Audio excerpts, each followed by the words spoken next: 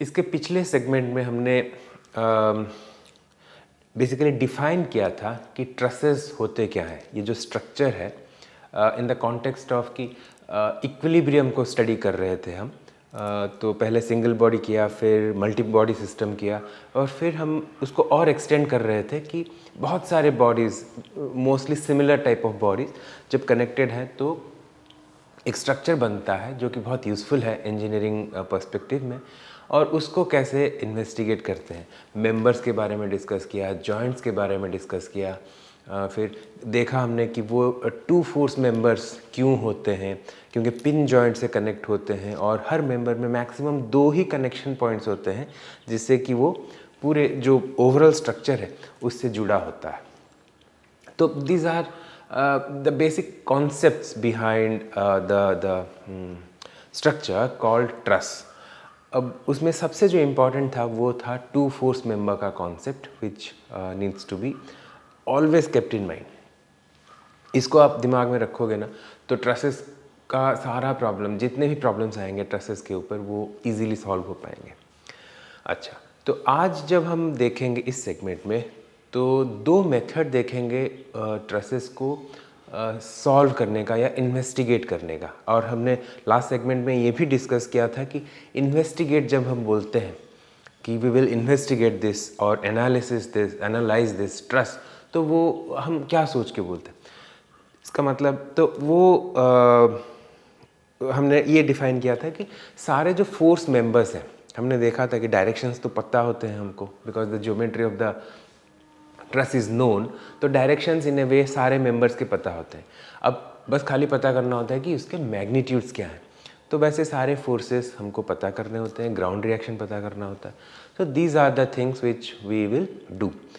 और अगर आप उससे पहले वाले सेगमेंट्स को अच्छे से देखो तो मल्टी बॉडी सिस्टम जब हमने डिस्कस किया था, उसमें जो भी कॉन्सेप्ट्स हमने डिस्कस किया था वो सारे अप्लाई करके ऐसे भी इसको सॉल्व करा जा सकता है। उसमें कोई मतलब दिक्कत ही नहीं है, आराम से कर सकते हैं। लेकिन अब क्योंकि इसमें बहुत सारे बॉडीज़ इन्वॉल्व होते हैं, तो वो मेथड जो हमने उस सेगमेंट में देखा था वो उतना यूज़फुल नहीं है। इसमें 2 सिमिलर कॉन्सेप्ट्स ही यूज़ होते हैं इसमें, लेकिन इसमें कुछ स्पेशलाइज्ड टेक्निक्स हैं जो कि आज हम देखेंगे in the name of method of joints and method of sections. Okay, तो पहले हम मेथड ऑफ जॉइंट्स देखेंगे, फिर हम मेथड ऑफ सेक्शंस देखेंगे। ओके, अब इस टेक्निक, ये जो 2 टेक्निक्स हैं उनको डिस्कस करने का सबसे जो बेस्ट तरीका है मेरे हिसाब से वो है through a simple example. Okay, तो हम एक एग्जाम्पल लेंगे बहुत ही सिंपल सा, जैसे कि मान लो ऐसा कोई ट्रस है। ओके, ये तो अभी ट्रस बना नहीं है। ओके, तो ऐसा कुछ है और हमने ऐसा लगा दिया, और हमको अभी पता है from the previous segments discussion कि ये जब हम लाइंस ड्रॉ करते हैं और ये पॉइंट्स ड्रॉ करते हैं तो उसका मीनिंग क्या है। लास्ट सेगमेंट में हमने इसका 3D वर्जन भी ड्रॉ करके देखने की कोशिश की थी, और उसके बाद हम ड्रॉ करेंगे जो ग्राउंड कनेक्शंस हैं। ओके, सो ये जो ग्राउंड हो गया, ये पिन जॉइंट हो गया, यहाँ पे एक हिंज है, और हो सकता है यहाँ पे हमने एक लगा दिया रोलर सपोर्ट। और हमको अभी पता है कि रोलर सपोर्ट होता क्या है, हिंज जॉइंट होता क्या है। ओके, अब इस पे हम क्या करेंगे कि 2 फोर्सेस ऐसे ही लगा देते हैं, जस्ट फॉर एग्जांपल। मतलब से F1 है और मैं यहाँ पे लगा देता हूँ F2। ऐसे कोई 2 आर्बिट्ररी फोर्सेस है। तो एक पॉइंट यहाँ पे नोट करने वाली बात है विथ रिस्पेक्ट टू ट्रसेस कि हमने बोला था कि फोर्स हमेशा जॉइंट पे ही लगेगा, हमने कहीं बार पे नहीं लगाया, मतलब मेंबर्स पे। ठीक है, तो मेंबर्स हैं। अच्छा, इसमें कितने मेंबर्स हैं मैं अगर लिख लूँ तो अगर ये 1 है, से ये 2 है, से ये 3 है, ये 4, 5, 6 एंड 7। तो 7 मेंबर्स हैं और जॉइंट्स कितने हैं, 1 2 3 4 और 5 जॉइंट्स हैं, 7 मेंबर हैं। तो अब और ट्रस्ट के बारे में हमने और क्या डिस्कस किया था कि फोर्स हमेशा इस पे लगेगा, और ये जो मेंबर्स हैं उनको हम मासलेस कंसिडर करेंगे, मतलब हाँ with respect to the whole weight और the load that it carries with respect to that, ये सब बहुत छोटे हैं, इसीलिए हम इसको नेग्लेक्ट कर सकते हैं। ओके और अच्छा, जो सबसे इम्पॉर्टेंट चीज़ क्या है कि ये सारे जो मेंबर्स हैं वो 2 फोर्स मेंबर्स हैं। इसका मतलब क्या है, अगर मैं इस मेंबर को यहाँ ड्रॉ कर लूँ, अच्छा उससे बेहतर होगा कि मैं एक नाम दे दूँ इन सबको कि से दिस इज ए बी से सी डी एंड ई, ठीक है। तो अगर मैं ए बी जो मेंबर है उसकी बात करूं तो अगर ऐसा कुछ है वो ए एंड बी, तो हमने बोला था कि, और इनफैक्ट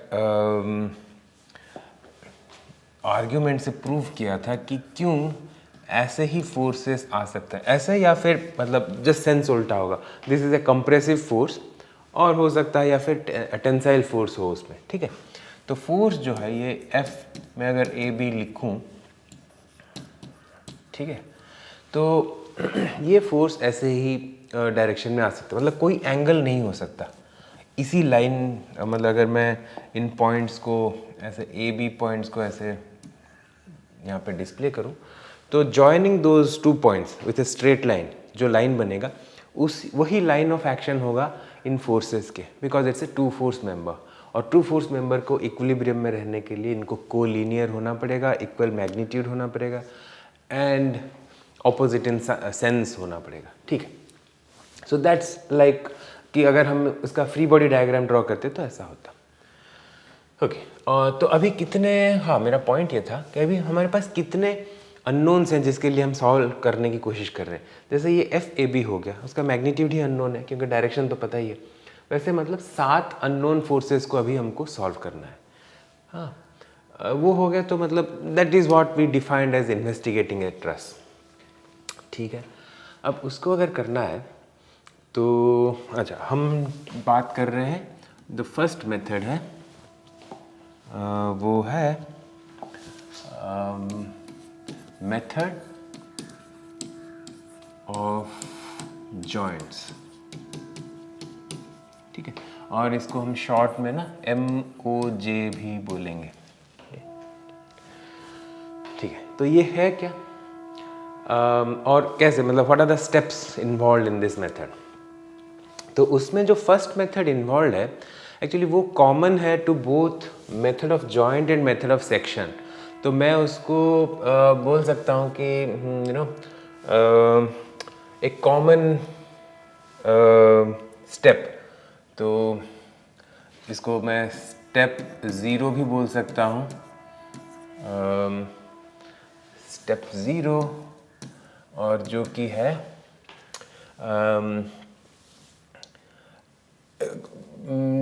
determine or evaluate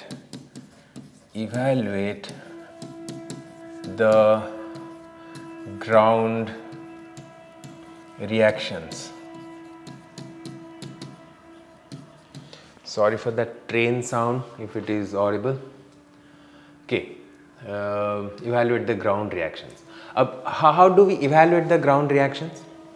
कि अब उसके लिए हम क्या करते हैं ना कि ये जो पूरा ट्रस है उसको एक रिजिड बॉडी जैसे बिहेव कर मानते हैं, एज्यूम करते हैं।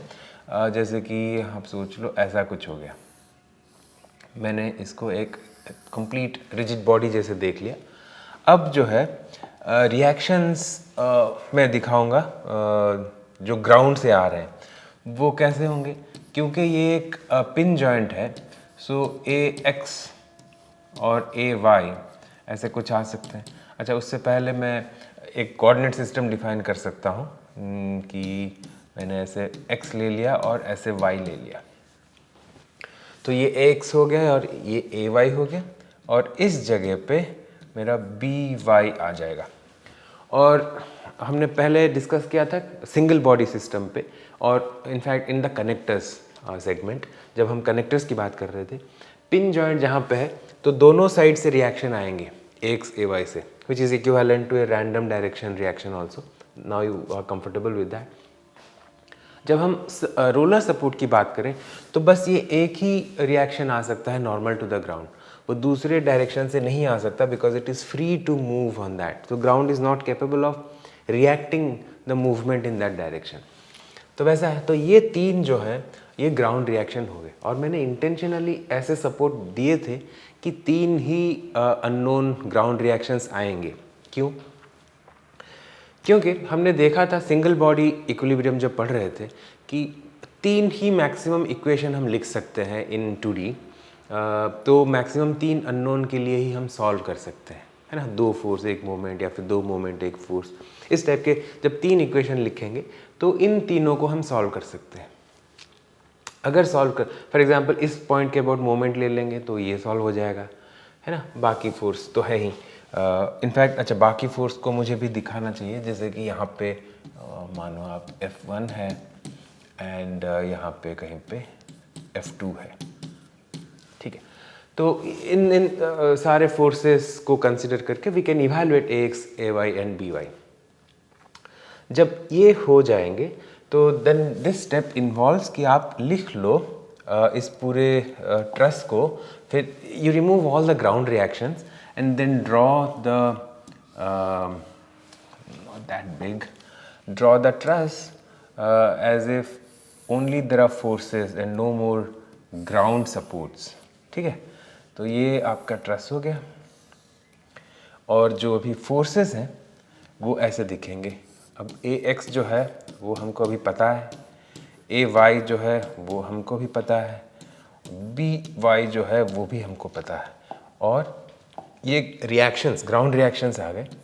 और जो अप्लाइड लोड्स हैं एक्सटर्नली अप्लाइड लोड्स वो हो गए हमारे F2 and F1. So this becomes now our, मैं कुछ और ऐसे देता हूँ. ठीक है. तो यहाँ पे ऐसे दिखा देते हैं. ठीक है, बढ़िया. अब नाम भी लिख लेते हैं. यहाँ पे A है, ये B है, ये C है, ये D है और ये E है. So this kind of a drawing, if you draw, तो then that your step 0 is done. Okay? तो स्टेप 0 में ग्राउंड रिएक्शन इवैल्यूएट करके फिर ग्राउंड सपोर्ट्स को हटा देना है, और with all external loads and ground forces हमको दिखाना है ट्रस कैसे दिखता है. और ये जो स्टेप है ये कॉमन है both to the method of joint and method of section, जो कि अभी हम डिस्कस करने वाले हैं इसके बाद. ओके. अब क्या करेंगे? अब अगर हम आ गए स्टेप 2 पे. स्टेप 2 जो है उसमें क्या करना होता है हमको कि जॉइंट्स के ऊपर ध्यान दे के देखना है कि ऐसा कौन सा जॉइंट है जिस पे मैक्सिमम 2 अननोन फोर्सेस हैं. जस्ट मैं एक बता रहा हूँ, क्योंकि अच्छा ये जो मेथड है ना, मेथड ऑफ जॉइंट जब हम बोलते हैं तो नाम ही बता रहा है कि it has something to do with the joints, है ना. जॉइंट्स को ही हम कुछ यूज़ करने वाले हैं. तो अब क्या होगा उसमें, हम क्या करते हैं कि जो जॉइंट्स है, जैसे नाम हमने दिया था यहाँ पे A B C वगैरह. तो अब ये जो पॉइंट A है ये भी इक्विलिब्रियम में है, ये पॉइंट B जो है वो भी इक्विलिब्रियम में है. और सोचो आप पॉइंट A की बात करें तो ये इक्विलिब्रियम में तो है ही, लेकिन इस पे कौन कौन से फोर्सेस लगे हुए हैं. तो अभी अगर सोचें AC पे कोई सोचिए वो टेंशन में है AC, तो AC जो है वो इस डायरेक्शन में उसको खींच रहा होगा. सिमिलरली AB जो है सोचो आप वो कंप्रेशन में है. एज्यूम कर रहे हैं हम, वी डोंट नो कि एक्चुअली ये टेंशन में है या कंप्रेशन में, हम पता नहीं हमें. जो भी होगा हम कोई रैंडम डायरेक्शन एज्यूम करेंगे, कंप्रेशन या टेंशन, एंड देन सो मैं यहाँ पे कंप्रेशन एज्यूम कर रहा हूँ कि B A की तरफ ऐसे फोर्स अप्लाई कर रहा है और C A को खींच रहा है, B A को धकेल रहा है, C A को खींच रहा है. तो वैसा सिचुएशन में A है. अब इन 4 फोर्सेस के इन्फ्लुएंस में अभी A जो है वो स्टेशनरी है, बैलेंस्ड है. तो उसको हम बोल लेंगे इक्विलिब्रियम ऑफ ए। सिमिलरली जब हम बी की बात करेंगे तो अब अगर बी ए को धकेल रहा था तो ए भी बी को धकेलेगा ही, तो बी की बात करेंगे तो बी को ऐसे धकेल रहा है। और सी को मानो आपकी से ये टेंशन में है, सी जो है बी को खींच रहा है और डी जो है वो भी खींच रहा है, ऐसा कुछ। तो अब बी जो है ये तीन फोर्सेस के इन्फ्लुएंस में बैलेंस्ड में है, एक उसको ऐसे धकेल रहा है, दो खींच रहे हैं, ऐसा कुछ है। तो अब हम फिर बी की इक्विलिब्रियम की बात करें तो उसके ऊपर ये तीन फोर्सेस हैं। So that is what is the basis of this method of joint, कि हम एक के बाद एक जो है जॉइंट्स के इक्विलिब्रियम को एनालाइज करेंगे। ओके, अब कौन से जॉइंट से हम शुरू करेंगे वो मैं बताने वाला था कि अब इतने सारे जॉइंट्स हैं तो किस जॉइंट से शुरू करें हम अपना कैलकुलेशन। तो उसके लिए क्या है कि लुक फॉर द जॉइंट जिस पे सबसे कम नंबर ऑफ अननोन्स हो, मतलब ऐसा 2 से कम ही होना चाहिए, तो वो इजीली मतलब इमीडिएटली सॉल्व हो जाएगा, क्योंकि हम मैक्सिमम 2 इक्वेशन लिख पाएंगे। तो आप ढूंढो कि कौन से जॉइंट पे 2 से कम अननोन्स हैं। जैसे कि ये पॉइंट, इस पे 2 से कम या 2 से ज़्यादा नहीं होने चाहिए, तो 2 से कम या 2। तब इस पॉइंट की बात करें तो बस ये फोर्स अननोन है FAC और FAB अननोन है, लेकिन ये 2 नोन है। तो हम इस पॉइंट को चूज़ कर सकते हैं। कोई भी हम पॉइंट देखें जिस पे अगर 2 अननोन, इस पे भी कर सकते थे क्योंकि इस पे ये अननोन है और ये अननोन है, बाकी तो सब नोन है। तो फॉर एग्जांपल सोचो इसको हमने चूज़ किया पॉइंट A, तो पॉइंट A को अगर हम चूज़ करेंगे तो उसका इक्विलिब्रियम ऐसे होगा, कुछ A है और जो AX है ऐसा कुछ है, नोन है वो, और AY भी नोन है, और जो अननोन फोर्सेस हैं वो कुछ ऐसे हैं। B को हमने एज्यूम किया था कि वो ऐसे आएगा FAB, फिर FAC को हमने ऐसे एज्यूम किया था। ओके, अब ये ABAC या फिर BAAC वो इट डजेंट मैटर, मतलब आप नोटेशन ऐसे ये कर सकते हो कि कौन किस पे दे रहा है, बट दैट्स मोर कन्फ्यूजिंग। हमको बस सोचना है कि हमने क्या एज्यूम किया है, या तो टेंसाइल या तो कंप्रेसिव। इस पे हमने टेंसाइल एज्यूम किया है, इस पे कंप्रेसिव किया है, that's it. And you have to be consistent in that. जैसे ही आपने एज्यूम कर लिया तो उसके साथ आप कंसिस्टेंटली उसको लिखते जाओ वैसे ही। और जब हम सॉल्व करेंगे इसका अगर वैल्यू नेगेटिव आया तो हम मानेंगे कि ये जो एजम्पशन था ऑफ कंप्रेशन वो गलत था, तो वो टेंसाइल है, बस उतना ही है और कुछ भी नहीं। ओके, अब ऐसा अगर हम लिख लेते हैं तो एक पॉइंट का जो इक्विलिब्रियम है उसके लिए हम 2 इक्वेशंस लिख सकते हैं कि summation of all the forces in x axis in x direction is 0 and summation of all the forces in y direction also is 0।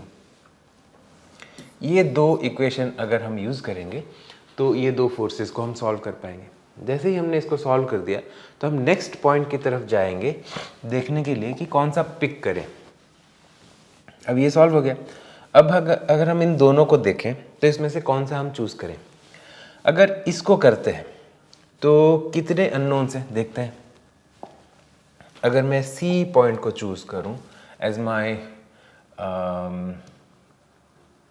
मानो ये C है, तो अब क्या है कि इसके ऊपर A जो है ये टेंसाइल है, तो C अगर A को खींच रहा था तो A भी अभी C को खींचेगा।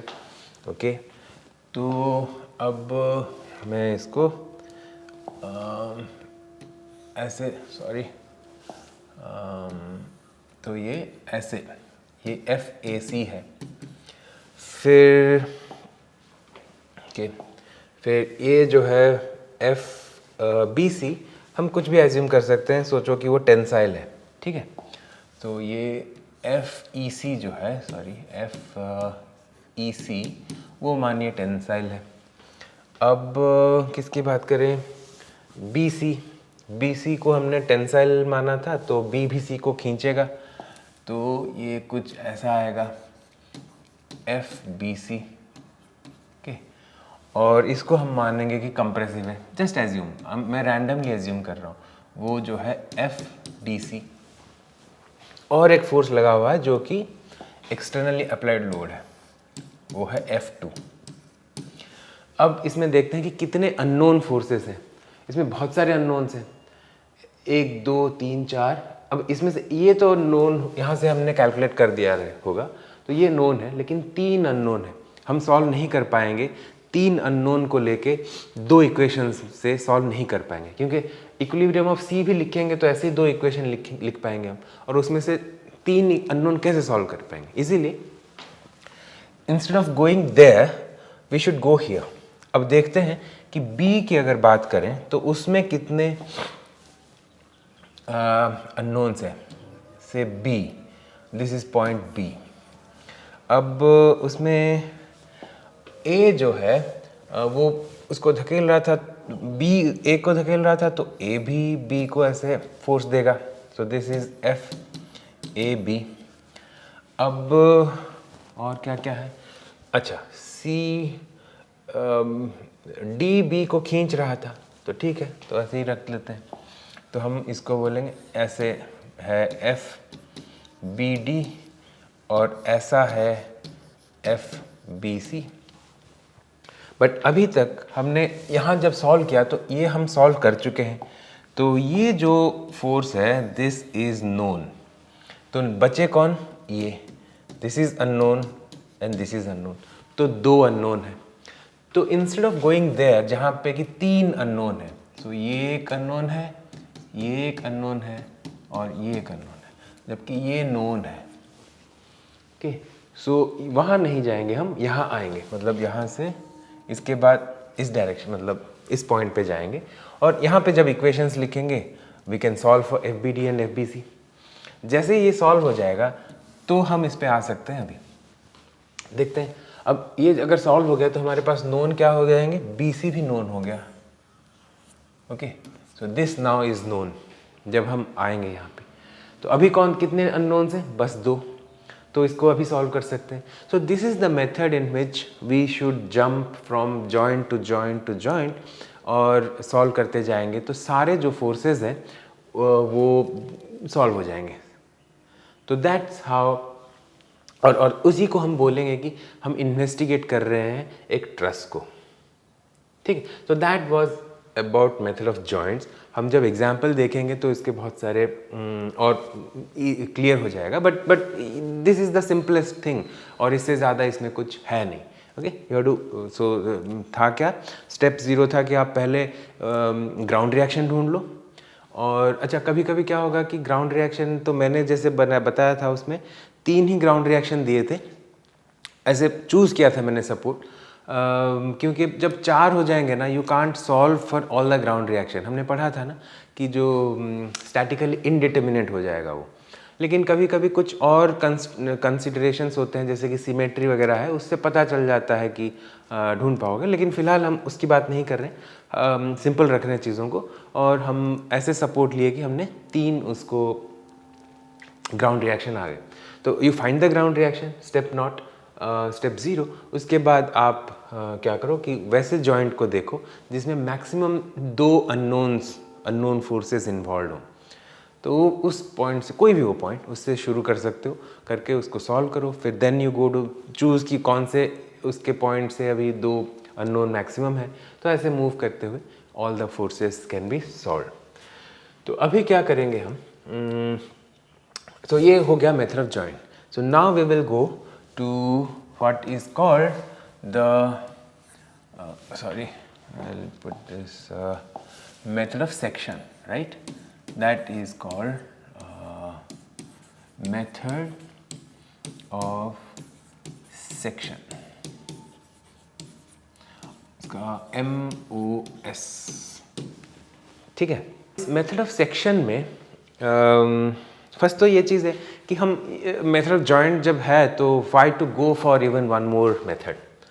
पॉइंट ये है कि जब हम जॉइंट्स का इक्विलिब्रियम देखते हैं, ओके, तो मैक्सिमम हम 2 इक्वेशन लिख पा रहे हैं, राइट, 1 और 2।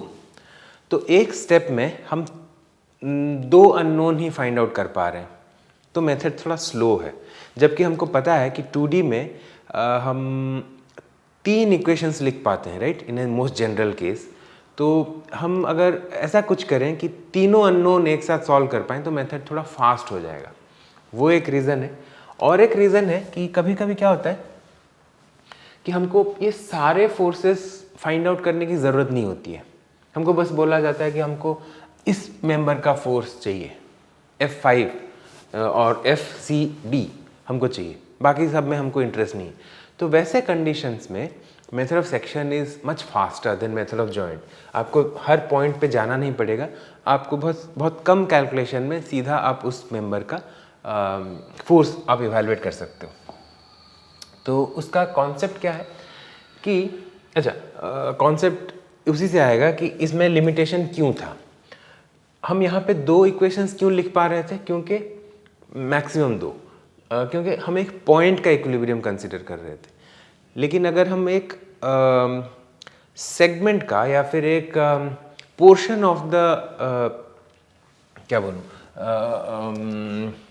ट्रस अगर मतलब पिक करें कि जैसे कि ऐसा मैं अगर एक पोर्शन पिक कर लूँ, इस पे जितना है, तो अब इसके ऊपर मैं 3 इक्वेशन लिख पाऊंगा। पॉइंट है तो 2 ही लिख पाऊंगा क्योंकि मोमेंट ले नहीं पाऊंगा, खाली फोर्स इक्वेशंस आर अवेलेबल। लेकिन अगर मैं कोई पोर्शन ऐसे पिक कर लूँ तो उस पर मैं 3 इक्वेशन लिख पाऊंगा, and that is the basis of method of section. तो वही करता हूँ मैं, इसी पोर्शन को फिर वहाँ ड्रॉ करने की कोशिश करता हूँ और फिर देखेंगे कि मेथड ऑफ सेक्शन कैसे हम करते हैं। तो यहाँ पे आ गए हम। तो लेट्स से मैं पहले जब ड्रॉ वैसे कर लेता हूँ, हमारा ए बी ऐसा कुछ था और हमने यहाँ एक पीस काट दिया ऐसे और इसको भी ऐसे काट दिया और ये यहाँ तक है, ठीक है। तो मैं जॉइंट्स को भी यहाँ पे पहले डिस्प्ले कर लेता हूँ, ए और बी है, ठीक है, ए एंड बी। अच्छा, फोर्सेस ऐसे थे ए एक्स और सॉरी ए वाई, ठीक है ना। अब ये जो हमने काट दिया, अभी हम एज्यूम करेंगे कि ये जो अभी बॉडी है ना, इसको मैं एक सिंगल रिजिड बॉडी जैसे एज्यूम करूँगा, ठीक है। और ये जो बॉडी है ये इक्विलिब्रियम में है under the action of what all forces, जो फोर्सेस को हमने एक्सपोज कर दिया बाय कटिंग दिस, यहाँ से काट दिया। तो अब जो है ये राइट साइड पोर्शन, इसके ऊपर कुछ फोर्स तो डाल ही रहा था, अगर वो हट गया तो फ्री बॉडी का कॉन्सेप्ट है, अगर हमने किसी को हटा दिया तो उसका जो फोर्स आ रहा था पहले उसको दिखाना पड़ेगा। तो वो फोर्स हमने लिया था, एज्यूम किया था शायद कि वो टेंसाइल फोर्स है, तो ये आ गया। तो ये हो गया आपका FBD। सिमिलरली यहाँ पे हमने एक एक्सपोज कर दिया, काट दिया, तो राइट साइड से जो फोर्स आ रहा था उसको दिखाना पड़ेगा, उसको भी हमने एज्यूम किया है कि ये FBC टेंसाइल है। और सिमिलरली ये जो फोर्स था AC वाला, ये इसको भी हमने शायद टेंसाइल ही एज्यूम किया था, ओके। तो ये हो गया FAC। तो ये अभी जो है ये बॉडी इन 1 2 3 4 और 5 फोर्सेस के इन्फ्लुएंस में इक्विलिब्रियम में है। So that is the basis. अब क्या है, तो हम 3 इक्वेशन लिख पाएंगे, है ना, क्योंकि ये एक स्पेस का रीजन है, नॉट ए पॉइंट। तो 3 अगर इक्वेशन लिख पाएंगे, जैसे कि एक हो गया सारा इन x डायरेक्शन में फोर्सेस को सम करेंगे 0 है, y डायरेक्शन में सम करेंगे फोर्स को 0 है, और अगर मोमेंट ले लेंगे किसी पॉइंट के भी अबाउट, मान लीजिए पॉइंट A के अबाउट ले लिया तो भी 0 आएगा। सो इन 3 इक्वेशन से हम इनको सॉल्व कर सकते हैं आराम से। तो एक स्टेप में अभी हमारा 3 इक्वेशंस और 3 अननोन सॉल्व हो गए, ठीक है। तो अब सेक्शन जैसे उस टाइम पे था कि कैसे चूज करना है, what to pick the, how to pick the joint, है ना, कि मैक्सिमम जिसमें 2 अननोन्स हो वैसे ही पॉइंट को पिक करना है। इसमें भी वैसे ही करना है कि सेक्शन हमको ऐसे पिक करना है मैंने ऐसा एक सेक्शन पिक किया कि 3 ही अननोन फोर्स एक्सपोज हो गए। अगर मैं कुछ ऐसे काट लेता ना कि ऐसा अगर मैं कुछ काट लूँ तो क्या हो जाएगा, 1 2 3 और 4 अननोन फोर्सेस एक्सपोज हो जाएंगे और हमारे पास 3 ही इक्वेशंस रहेंगे, तो we can't solve it. So you have to cut in such a way कि maximum 3 unknown forces will be exposed और उसके बाद आप उसका इक्विलिब्रियम इक्वेशन से उन तीनों इक्वेशन को सॉल्व कर सकते हो। So that's how. अब एक बार ऐसे हो गए तो then you can go to another section, you can cut another section जिस पे और 3 सॉल्व हो सकते हैं, या फिर you can go to the method of joint, so anything. So आपको दोनों मेथड अच्छे से पता होना चाहिए। अगर एग्ज़ाम में कोई स्पेसिफिक मेथड बताया गया है कि आपको सॉल्व करना, you have to use that.